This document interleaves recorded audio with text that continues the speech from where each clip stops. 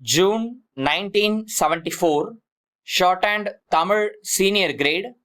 Get ready for the dictation. 10 seconds. 5 seconds. Start.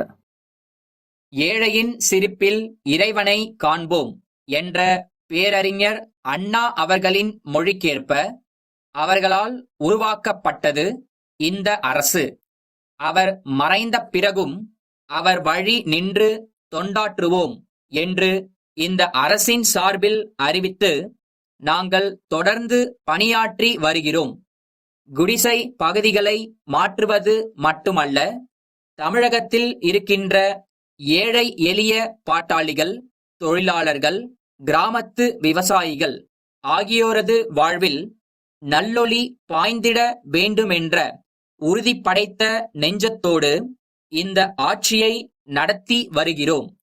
குடிசை வாழ் மக்களை நல்ல வீடுகளில் குடியமர்த்த வேண்டும் என்கிற அதே நேரத்தில் இறந்து வாழ்கின்ற மக்களுக்கு, பிச்சையெடுத்து வாழ்கின்ற மக்களுக்கு நல்வாழ்வளிக்கும் திட்டத்தை இந்தியாவிலேயே வேறு எந்த மாநிலத்திலும் அறிமுகப்படுத்தாத திட்டத்தை நாங்கள் அறிமுகப்படுத்தி நடத்தி வருகிறோம். சென்னை நகரில் தீராத பிரச்சனையாக இருந்து வந்தது குடிசை வாழ் மக்களுக்கு நல்ல வீடுகள் தர வேண்டுமென்ற பிரச்சனையே ஆகும்.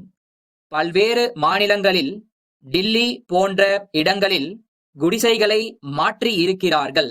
ஆனால் அங்கே வாழ்ந்த மக்களை பற்றி அவர்கள் கவலைப்படவில்லை.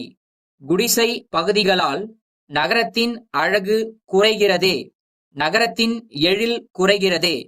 ஆகவே நல்ல வீடுகளாக மாற்றினால்தான் வெளிநாட்டுக்காரர்கள் பாராட்டவும் புகழவும் ஏற்றதாக இருக்கும், சுற்றுலாவுக்கு உகந்ததாக இருக்கும் என்ற அடிப்படையில்தான் மற்ற மாநிலங்களில் குடிசை பகுதிகள் மாற்றப்படுகின்றன. நகரத்தின் அழகு சோபிதமாக இருக்கத்தான் குடிசைகளை மாற்றி நல்ல வீடுகளாக அமைக்கிறார்கள்.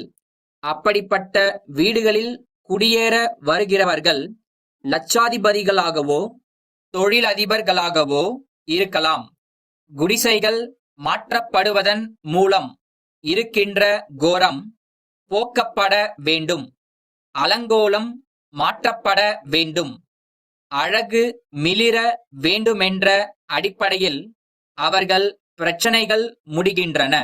ஆனால் தமிழக அரசு ஏற்படுத்தி இருக்கின்ற இந்த வாரியம் குடிசை பகுதிகளை மட்டும் மாற்ற வேண்டுமென்று கருதவில்லை, அங்கு இருக்கின்ற மக்கள் வாழ்வையே மாற்ற வேண்டுமென்று கருதுகிறது.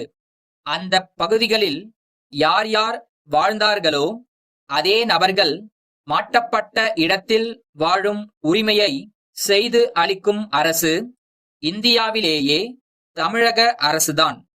நமது லட்சியமே குடிசையில் வாழ்கின்ற மக்களை அதே இடத்தில் கட்டப்படும் மாடி வீடுகளில் குடியமர்த்த வேண்டும் என்பதுதான்.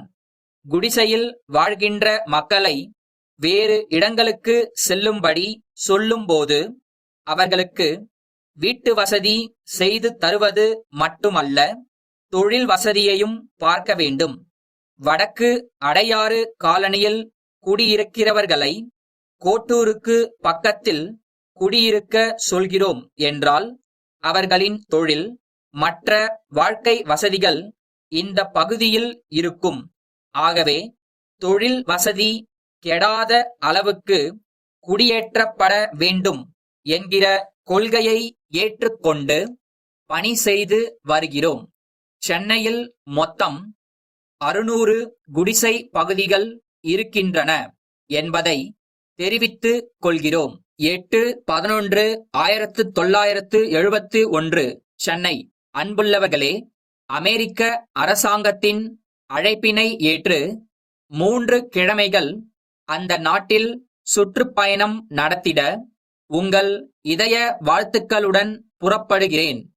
அமெரிக்க நாட்டின் பல்வேறு பகுதிகளில் தொழில் வளம், வேளாண்மை சிறப்பு, அறிவுத்திறன் வளர்க்கும் கல்வி சாதனங்கள் ஆகியவற்றை கண்டறிந்து கருத்து செல்வம் பெற்றிடவும், அந்த நாட்டின் அரசியல் தலைவர்களை சந்தித்து உரையாடிடவும், இந்திய நாட்டின் இனிய பண்பாடுகளை விளக்கிடவும், உலக மக்களின் பால் இந்தியா கொண்டுள்ள மனிதாபிமானமிக்க நட்புணர்வுகளை தெளிவாக்கிடவும், தமிழகத்தின் சார்பில் தமிழ் மக்களின் குரலை அமைதியின் அடிப்படையில் ஒலித்திடவும் இந்த பயணத்தை ஏற்றுக்கொள்கிறேன்.